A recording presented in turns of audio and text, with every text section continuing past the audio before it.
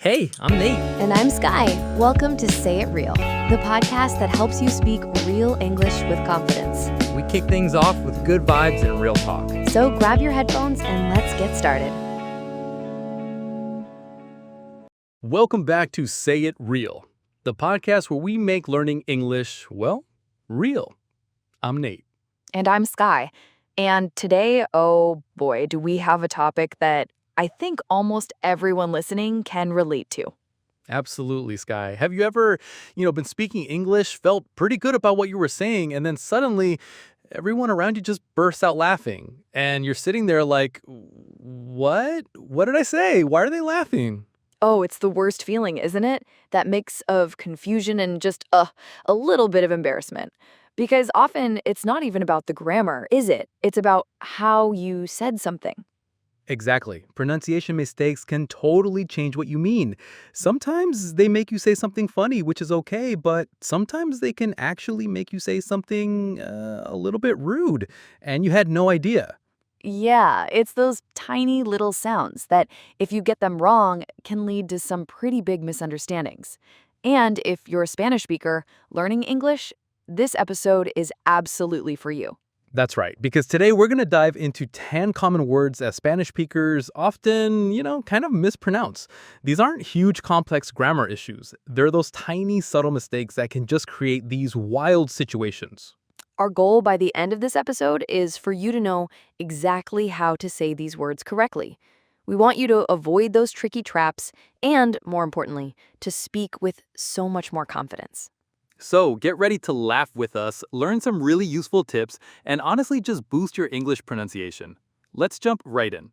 So, speaking of those moments, I have a story that honestly, it stuck with me for years, and it's probably going to stick with you too. I had a student, she was learning English in the UK, and she was staying with a host family, a lovely family. Oh, I can already feel where this is going. Right. So she wanted to tell them how much she loved the British coast, how much she enjoyed going to the seaside. And she really wanted to express her feelings about it. So at dinner, she enthusiastically said, "I love the beach." Right, a perfectly normal thing to say, right? Exactly, except what came out was, "I love the bitch." Oh no. Oh my goodness. You can just imagine. The whole room just went completely silent for a second, and then everyone just burst out laughing. And she, of course, was so confused. She had no idea why. She was just talking about the ocean, But instead, she accidentally told them she loved a very, very bad word. Wow. I mean, that's the kind of moment that, yeah, it definitely sticks with you. And it really highlights how just one little sound can completely flip the meaning of what you're trying to say. It does. And, she never forgot that lesson. And that's why these moments, even though they can be a bit embarrassing, they're so powerful for learning. Because after that, she really focused on that sound. And that's why we're here today, to help you avoid those exact situations. Exactly. And that's exactly what we're going to do next. We're going to dive into those 10 words one by one. Yeah, for each one, we'll explain why it's tricky, the correct pronunciation, and then give you a simple tip to fix it. So grab a pen or just really listen up. All right, so let's jump right into our first word. And this is probably the classic one, honestly. It's beach versus bitch. Oh, this is the one from our story, right? The one that caused all that laughter. And silence first. Exactly. And it's so common for Spanish speakers to mix these up because, the vowel sounds are really, really similar to a Spanish ear. Yeah, they don't really have that distinction between long and short vowels in the same way. So for beach, we're talking about that beautiful sandy place by the ocean. Yes, the beautiful sandy place. And the trick here is the vowel sound. For beach, it's a long E sound, like when you say the letter B, or like a bee flying around. Beach. You really stretch that E sound. That's a great tip, Nate. Think of it like B plus ch, beach. But for bitch, which is a very impolite word, for a woman, it's a short eh sound, like in bit. It's a quick, short sound. Right. So you definitely want to be saying, I love the beach with that long, stretched E sound and not I love the bitch. The difference is, huge in meaning and also in how people react. Absolutely. So remember, long E for beach and short I for bitch. Practice that long vowel. Okay, moving on from the beach, which is much nicer than the alternative, let's talk about our second pair of words that often cause a similar kind of confusion, and that's sheet versus shit. Oh, this is another one where that vowel length just makes all the difference, isn't it? Like a huge difference. Absolutely. So when we're talking about a bed sheet or a sheet of paper, that piece of fabric or paper, it's sheet. And again, just like beach, it has that long E sound. You really want to hold that sound. Sheet. Yeah, think of it like you're stretching it out, almost like saying she and then T. Sheet. That E sound is the key because if you don't stretch it, if you make it short, it becomes shit, which is, well, a very rude word for poop. Exactly. And again, you really don't want to accidentally say, I need a clean shit when you mean, I need a clean sheet for your bed. That would be a very awkward laundry day. So the tip here is really to hold that E sound for sheet. Just imagine holding a long note when you sing or, holding on to that E for a bit longer. I need a clean sheet. That's a great way to think about it. Hold that vowel. It really does make all the difference in what you're trying to say. Okay, so we've talked about beach and sheet, both with that long E sound. Let's keep going with that same idea because it comes up a lot. The next one is peace versus piss. Oh, yeah, this is another one that can really trip people up with a very similar, shall we say, unpleasant outcome if you get it wrong. Totally. So when you're talking about, say, a piece of cake or a piece of paper, you're looking for that long E sound again. It's actually the exact same vowel sound as the word peace, like inner peace.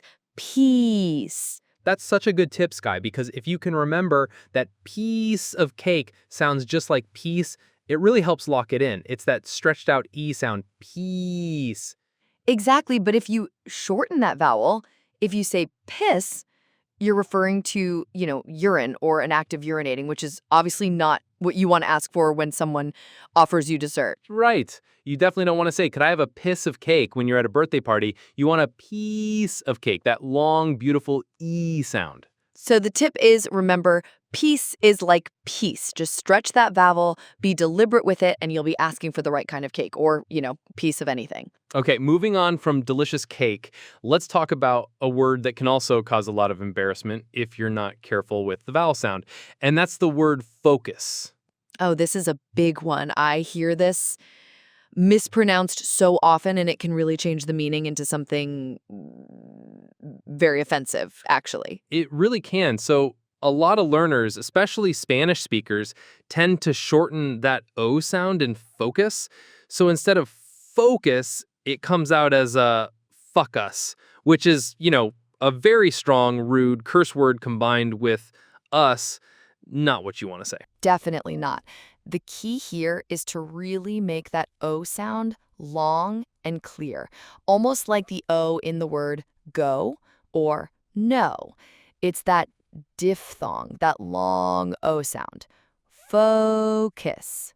Yeah, think of it as faux, like FOH, and then cuss. So it's focus. You need to stretch that O. It's not a quick, short O. It's not fuck. It's faux. Exactly. So when you're saying something like, we need to focus on the task, you want to make sure you're hearing and producing that long O sound. We need to focus on the task. It's a small change, but it makes all the difference, It really does. So next time you say focus, remember that long O like in go. Okay, so speaking of, similar sounding words that can get you into trouble, let's move on to another common one, especially when you're trying to order a drink. Oh, I know exactly where you're going with this. This is a classic. We're talking about Coke versus cock. Exactly. And again, this is one of those words where if you don't get the vowel sound right, you can end up saying something very, very rude by accident.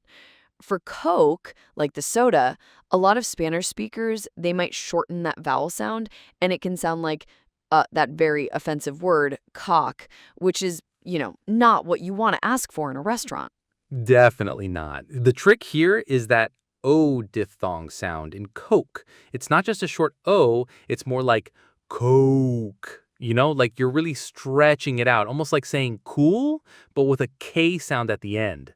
Yeah, think of it as Coke. It's a longer, rounder sound, that O sound. So when you're ordering, you want to say, I'd like a Coke, please. Really exaggerate that vowel. So the example would be, I'd like a Coke, please. And you really want to make sure you hear that ooh sound in there. It's a very clear, distinct diphthong. It's crucial, Skye, because the alternative is just completely different and potentially very awkward. So stretching that vowel in Coke is super important. Okay, moving on to another one that can really cause some blushes. This one is about food, specifically peanuts versus, well, you know. Oh, I've heard this one so many times. It's surprising how often this comes up, but it really highlights the importance of, just a single consonant sound. We're talking about peanuts and penis. Exactly. And a lot of Spanish speakers tend to drop that T sound in peanuts. So instead of saying peanuts, it can come out sounding like penis, which is obviously a very different word. Right. The common mistake is when that T just kind of disappears. So it sounds like penas instead of peanuts. And that little T makes all the difference in the world. It really does. The trick here is to make sure you pronounce that T sound very clearly, very strongly in peanuts. It's not a silent T at all. Think of it as a little explosion of air for that T. So the correct pronunciation is peanuts. You can really hear that T sound. It's like a quick, sharp stop. Whereas if you drop it, you end up with something else entirely. Yeah. So if you're asking, do you like peanuts? You want that T in there. If you don't, it could sound like, do you like penis? And that's not the snack time conversation you're probably aiming for. Absolutely not. So just remember to articulate that T. It's a small change, but it's a huge difference in meaning and, avoiding any awkward moments. All right, next up, we have another common one, and it's about the order of sounds. This often trips up Spanish speakers. We're talking about ask versus ax. Oh, this one is super common. It's really easy to mix up the sounds, and it changes the word completely, doesn't it? Ask is a verb, and axe is like a tool you chop wood with. Very different. Exactly. The common mistake here is transposing the S and K sounds. So instead of ask with the S coming first, it often comes out as X, where the K sound kind of precedes to S or they're just swapped around. Yeah, it's almost like the brain wants to flip them. So instead of ask, people might say axe. And while axe is a real word, it's probably not what you mean when you're trying to, ask for help or ask a question. Right.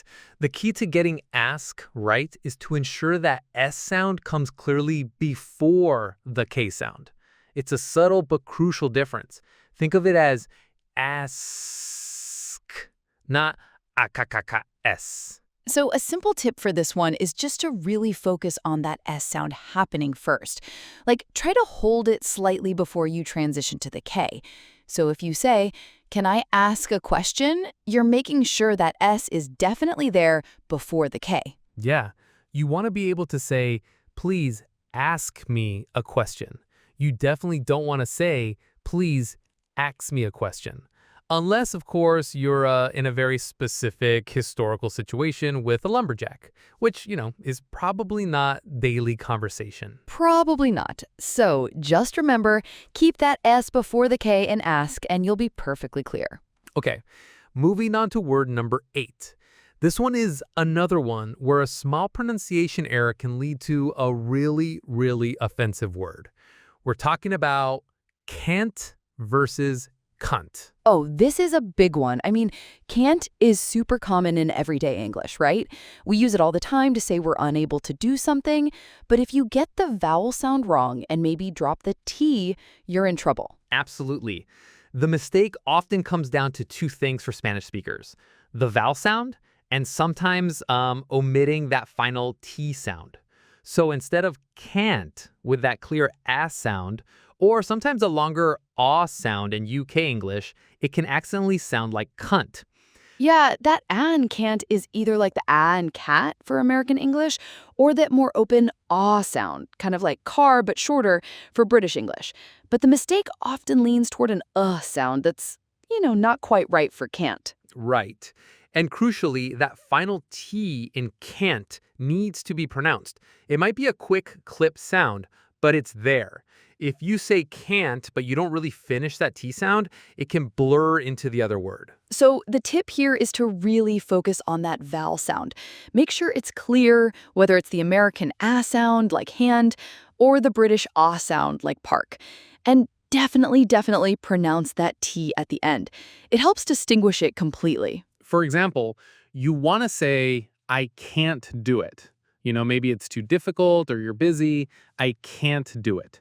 You really don't want to accidentally say the other word because that would be very awkward in any situation. Very awkward. So next time you're saying can't, just give that T a little extra love and make sure your vowel sound is on point. I can't believe this or I can't go. Practice it with that clear vowel and that crisp T, you'll be golden. All right. Next up, we're diving into a sound that is notoriously tricky for Spanish speakers, and that's the TH sound. Our next pair is third versus turd. The TH. This is a classic one where the tongue placement makes all the difference. Many Spanish speakers don't have this sound in their native language, so it's a completely new mouth movement. Exactly. When you say third, if you don't use that TH sound correctly, it can very easily turn into turd, which, is definitely not what you want to say. Turd is a piece of excrement. Yeah, it's not a pleasant word at all. The key to third is that soft, voiced TH sound. For third, your tongue needs to be lightly touching or just behind your top front teeth. It's not a hard T sound like in tea. Right. It's not turd like a tuh sound. It's third. You can almost feel the air vibrating between your tongue and your teeth. Think about how you say the or this. It's that same mouth position. That's a great tip, Nate. So for third, you're going for that soft, almost airy sound at the beginning, just like you'd say think or through. Stick your tongue out just a tiny bit or touch the back of your front teeth. So if you're talking about, say, your third attempt at something, you want to clearly say, this is my third try, not this is my turd try. Big difference there in meaning and image. Definitely a difference. So remember that th for third. Practice it slowly, feeling that tongue placement. Third. You'll get it. Just takes a little practice to get that muscle memory going. All right, we've made it to our 10th and final word pair for today. And this one is another classic mix-up that can lead to some funny or confusing moments. We're talking about kitchen versus chicken. This one is super common. I think it's because the sounds are quite similar and learners often, kind of get them jumbled up in their heads, especially at the beginning of the word. Exactly. The main thing here is really focusing on that initial sound for kitchen. It needs to be a very clear, distinct K sound, like k-chin. Right, because if you don't start with that strong K sound, it can easily blend into something that sounds a lot like chicken. And, you probably don't want to tell your host family that your chicken is clean when you mean your kitchen. No, definitely not. So for kitchen, think of the K at the beginning of cat or car. It's that same sharp, clear sound. Kitchen. Yeah, start with a really firm K sound. Make sure your tongue is pressed up against the back of the roof of your mouth and then release it with a burst of air. K, kitchen. So when you're talking about the place where you cook, you want to say the kitchen is clean, not the chicken is clean. Unless you're talking about a very well-washed bird, which is a different conversation. Laughter. Indeed. So remember, kitchen starts with that clear K sound. Don't mix it up with chicken, which starts with a ch sound, like in chocolate. Just a little difference that makes a big impact. So we've gone through 10 really common words, and hopefully you're starting to hear those subtle but important differences. But Skye, I think it's also important to touch on why these mistakes happen, especially for Spanish speakers. It's not just, a random thing. Oh, absolutely, Nate. Understanding the root cause can actually make it easier to fix. One of the biggest reasons is that Spanish doesn't really have the concept of long versus short vowels in the same way that English does. That's a huge one, like with beach versus bitch, or sheet versus shit. In Spanish, an E is pretty much just an E. There isn't that stretched E sound. So when a Spanish speaker sees beach, their brain naturally goes to the short I sound they're used to. Exactly. And it's the same for other vowels, too. That whole stretching of the vowel sound is just unfamiliar. Another big point is final consonants. In Spanish, final consonants are often softer or sometimes, they're barely pronounced at all. Yeah, think about peanuts. That T at the end is really strong in English, but it's very easy for a Spanish speaker to just kind of soften it or drop it completely because that's what's natural in their language. And suddenly you've got penis instead of peanuts. Which changes the whole vibe of the snack request, right? And then there are specific sounds that just don't exist in Spanish. The th sound, for instance. Like in third. It's not a natural sound for Spanish speakers to make with their tongue. That sticky out tongue sound, it's so unique to English and a few other languages. And also those diphthongs, like the ow sound and coke or focus. Spanish vowels are generally much pure single sounds, whereas English often blends two vowel sounds together into one syllable. Yeah, those combined sounds can be a real hurdle. So when you put all of that together, the vowel length differences, the final consonants, and those unique English sounds like the and diphthongs, it creates these specific areas where, mispronunciations are just bound to happen. It totally makes sense. It's not a lack of effort. It's just how the sounds in the languages are structured differently. But the really good news is because we know why these errors happen, we can focus on those specific areas to fix them. With a little awareness and practice, these things become second nature. Definitely. It's all about retraining your mouth and your ears to recognize and produce sounds that are, just outside your native language's comfort zone. Exactly. And that's the hopeful part, right?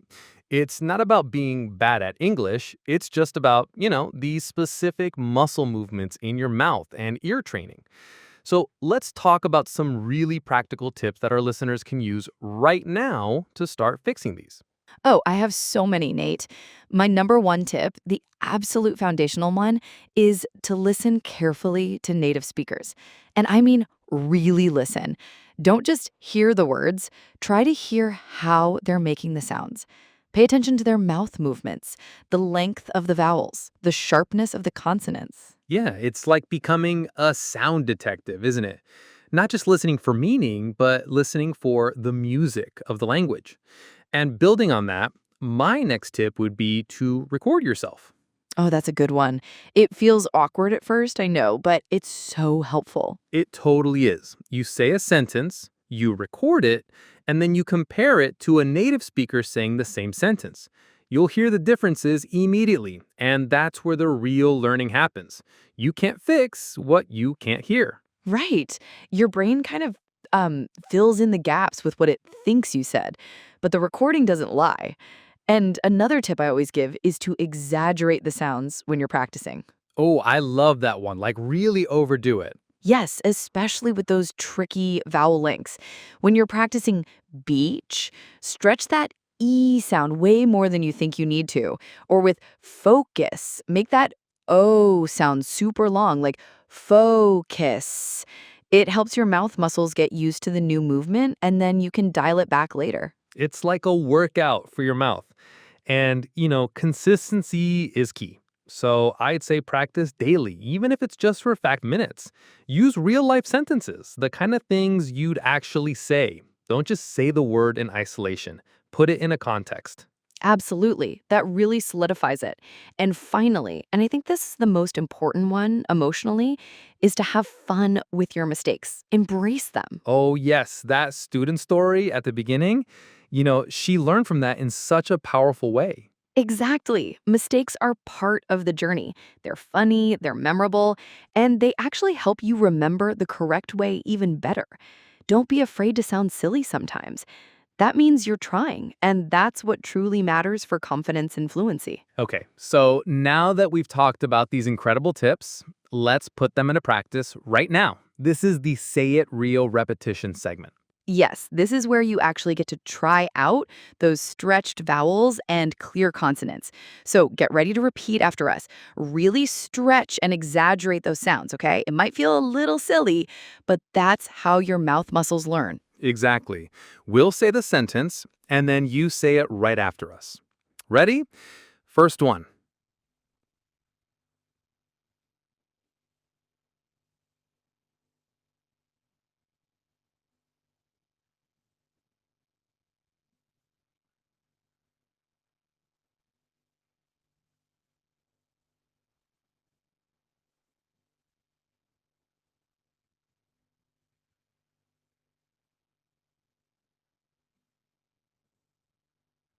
Your turn.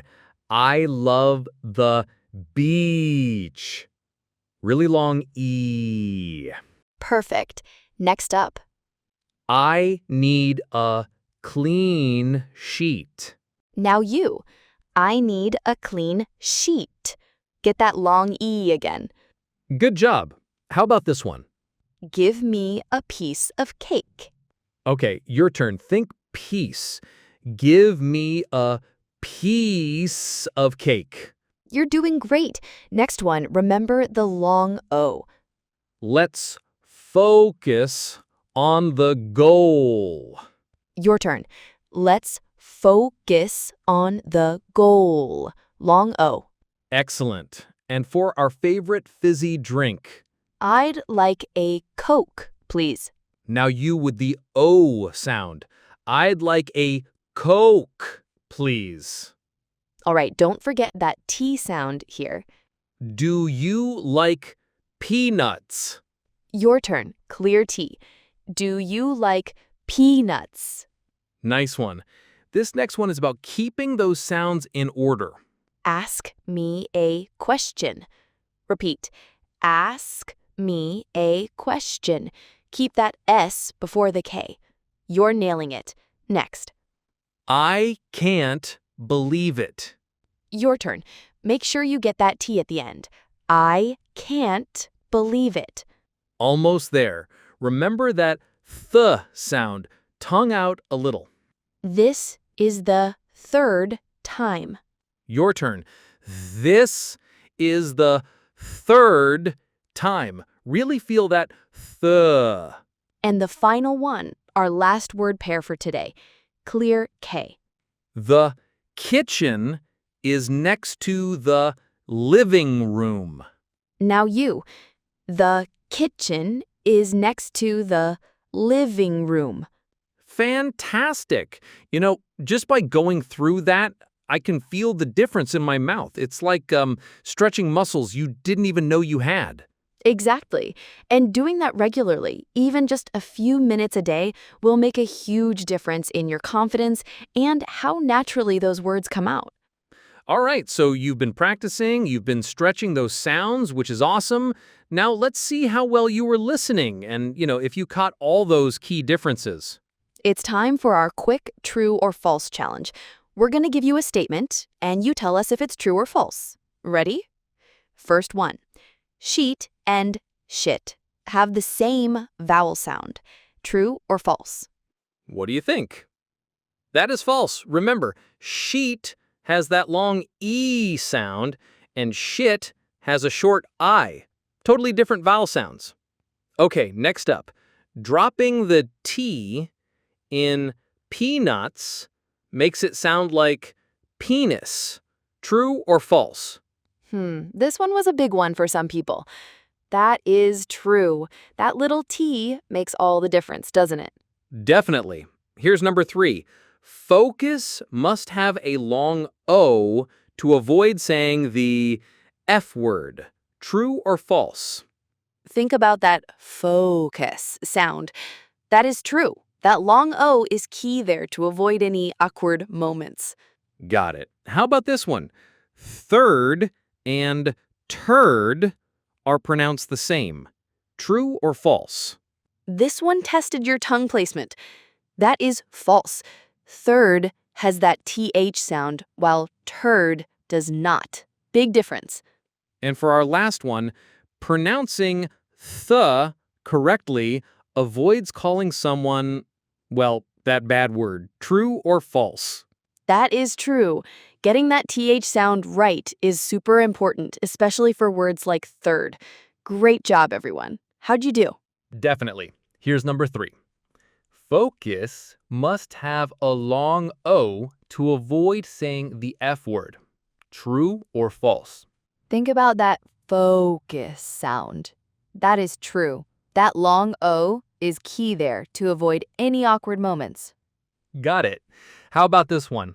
Third and turd are pronounced the same. True or false? This one tested your tongue placement. That is false. Third has that TH sound, while turd does not. Big difference. And for our last one, pronouncing TH correctly avoids calling someone, well, that bad word. True or false? That is true. Getting that TH sound right is super important, especially for words like third. Great job, everyone. How'd you do? Wow, you totally nailed that quiz, I bet. Or, maybe you learned a lot if you didn't, which is even better. Exactly. And just to really solidify everything, let's do a quick recap of those 10 tricky words we covered today. It's just a reminder of what to say and what not to say. All right, first up, it's beach, not bitch. Remember that long E sound. And sheet, not shit. Stretch that E vowel. Number 3, peace, not piss. Think of it like peace. Then focus, not fuck us. Keep that O long, like in go. And coke, not cock. Use that OU diphthong. For number 6, it's peanuts, not penis. Make sure you pronounce that T. Next, ask, not axe. Keep the S before the K. And can't, not cunt. Be careful with that vowel and the T sound. Almost there. Third, not turd. Remember to stick your tongue out a little for that TH. And finally, kitchen, not chicken. Start with that clear K sound. You got this. Well, that was a lot, right? But seriously, don't be afraid of these mistakes. They're like a totally normal part of learning. Every single time you catch yourself, or even when someone else helps you correct one, you're just moving closer to, real fluency.